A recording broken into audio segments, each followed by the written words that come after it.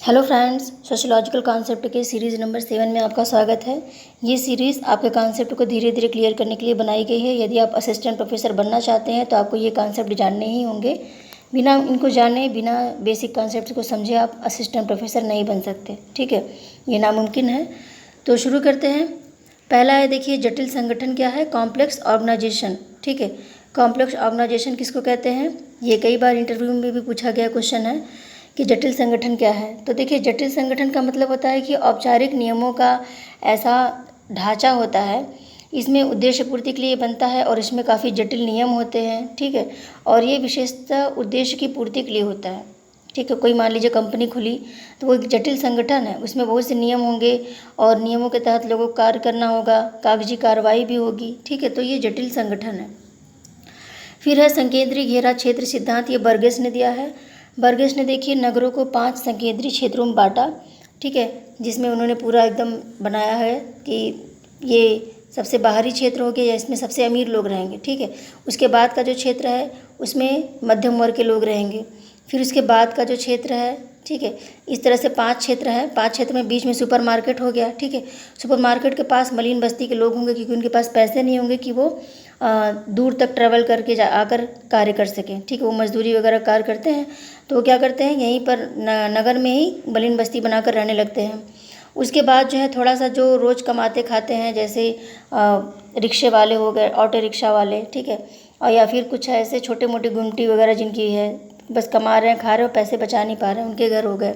ठीक है, उसके बाद जो मध्यम वर्ग के लोग हो गए, ठीक है, यानी जो छोटी मोटी नौकरी भी कर रहे हैं सरकारी, उस प्रकार के लोग होंगे। फिर संपन्न लोगों का एरिया बनेगा उसके बाद, क्योंकि संपन्न लोगों के पास गाड़ी होती है और काफ़ी लग्जरी जीवन होता है उनका, तो वो प्राकृतिक स्थान में रहना पसंद करते हैं। तो थोड़ा दूर, सिटी से थोड़ा दूर वो अपने बंगले को बनाते हैं। ठीक है, तो इस तरह से 5 घेरों में उन्होंने बांटा हुआ था। फिर देखिए, कंपर्जो क्या है? कंपर्जो का मतलब होता है कि काल्पनिक नातेदारी। ठीक है, जैसे मान लीजिए हम गुरु के माता पिता बना देते हैं, अक्सर किसी को हमने गुरु बनाया, कोई बाबा हो गया, फिर कोई संत महात्मा, तो हम क्या करते हैं, उन्हीं को गुरु मानने वाले दूसरे लोगों को अपने गुरु भाई बना लेते हैं, गुरु बहन बना लेते हैं। ठीक है, इसी तरह से और भी जो नातेदारी कहलाती है, जैसे बापू है, महात्मा गांधी को बापू कहा जाता है, ये भी क्या है, कंपर्जो है, मानित नातेदारी है। इसको हम कल्पना करके एक नातेदारी बना लेते हैं, तो वो क्या हो गई, कंपर्जो।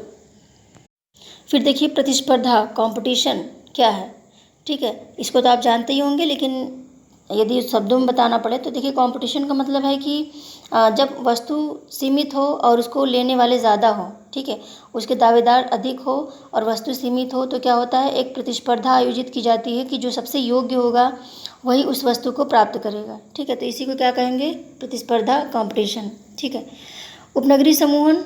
उपनगरीय समूहन की अवधारणा देखिए पैट्रिक गेट्स ने दी थी, और उन्होंने बताया था कि जब नगर के पास ही कुछ नगर जैसी चीज़ों का जमावड़ा होने लगे, लोग आकर रहने लगे, अच्छे अच्छे मकान बनने लगे। ठीक है, तो आपने देखा होगा कि नगर के पास जो गांव होते हैं वहाँ पे भी बहुत तेज़ी से विकास होता है, बड़ी बड़ी बिल्डिंगें बननी शुरू हो जाती हैं। ठीक है, कंपनी स्टार्ट होना शुरू हो जाती है, तो धीरे धीरे वो भी एक बड़ा नगर बन जाता है। ठीक है, तो उपनगरीय समूह यही कि जब नगर के पास, मान लीजिए नगर है और नगर के पास यहाँ पर फैक्ट्री लगनी शुरू हो गई, ठीक है, बड़ी बड़ी बिल्डिंगें बननी शुरू हो गई, तो ये भी क्या हो गया, धीरे धीरे ये नगर में सम्मिलित हो जाएगा। ठीक है, अभी तो ये उपनगरीय समूहन है, लेकिन बाद में ये नगर में सम्मिलित हो जाएगा। ठीक है, फिर देखिए, प्रति आंदोलन क्या है? प्रति आंदोलन यानी काउंटर मूवमेंट। ठीक है, प्रति आंदोलन में क्या होता है कि जब कोई आंदोलन चलता है और उसके विरोध में कोई दूसरा आंदोलन चलने लगे, यानी पहले आंदोलन चला कि हमें आरक्षण दो, हमें आरक्षण दो, और जैसे ही आरक्षण मिलने लगा तो अगड़ी जातियों ने फिर से आंदोलन कर दिया कि नहीं, आरक्षण हटाओ। ठीक है, तो ये क्या हो गया, ये प्रति आंदोलन हो गया। यानी पहले तो उस चीज़ को लेने के लिए आंदोलन होगा और उस जो चीज़ मिली, कोई अधिकार हो, कोई भी चीज़ हो, तो उसके विरुद्ध जब कोई आंदोलन चलता है तो क्या हो गया, प्रति आंदोलन। जैसे उदाहरण स्वरूप क्या हो गया, जाति को लेकर पहले आरक्षण के लिए किया गया कि हमको आरक्षण दिया जाए, और जैसे ही आरक्षण मिला अगड़ी जातियों ने फिर से कर लिया, सवर्णों ने आंदोलन किया कि नहीं, आरक्षण को पूरी तरह से फिनिश किया जाए, तो ये क्या हो गया, ये प्रति आंदोलन हो गया। अपराध शास्त्र, क्रिमिनोलॉजी देखिए क्या है। अपराध शास्त्र में क्या है कि जब हम अपराध से रिलेटेड चीज़ों का अध्ययन करते हैं, यानी अपराधी और जिसके विरुद्ध अपराध हुआ है और पुलिस, ठीक है। तीनों के बीच में अंतः क्रियाओं का अध्ययन करते हैं, उनके बारे में अच्छे से जानते हैं, तो क्या हो गया, वो अपराध शास्त्र इन्हीं सब चीज़ों का अध्ययन करता है। ठीक है, यानी विक्टिम जो हो गया, जिसके विरुद्ध अपराध हुआ है, अपराधी हो गया, फिर पुलिस, इन तीनों के बीच में जो अंतःक्रिया बनता है, यानी अपराधी पकड़े जाने के बाद पुलिस उसको कहाँ ले जाती है, अपराध कितने प्रकार के होते हैं, अपराधी कैसे अपराध करता है, मानसिकता क्या होती है। ठीक है, विक्टिम के बारे में है कि किस प्रकार के विक्टिम होते हैं, मतलब तीनों चीज़ों का गहराई से जब अध्ययन करेंगे तो क्रिमिनोलॉजी हो गया। फिर देखिए प्रत्यक्षवादी अपराध शास्त्र क्या है। प्रत्यक्षवादी अपराध शास्त्र का मतलब होता है, इसके जो जनक है वो लाम्ब्रोसो है प्रत्यक्षवादी अपराध शास्त्र के, और इसमें शारीरिक लक्षणों को अपराध का जनक माना जाता है। ठीक है, यानी इसमें गहराई से अध्ययन किया गया कि जिसकी आंखें छोटी होती हैं उसमें अपराध कम होते हैं, या फिर जिसकी आंखें, ये मैं बता रही हूँ ऐसे ही उदाहरण के रूप में, कि यदि किसी के शरीर में ये विशेषताएं पाई जाती हैं तो वो अपराधी होगा। ठीक है, और ये विशेषताएं नहीं है तो वो अपराधी नहीं होगा। तो जब शारीरिक लक्षणों के आधार पर अपराधी को अपराधी माना जाता है तो क्या हो गया, वो प्रत्यक्षवादी अपराध शास्त्र।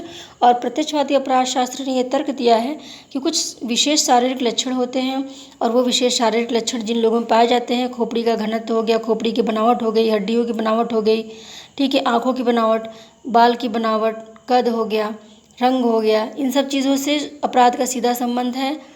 ठीक है, ओके फ्रेंड्स, तो वीडियो को लाइक कीजिए, शेयर कीजिए अपने दोस्तों में, ताकि उनको भी इसका लाभ हो।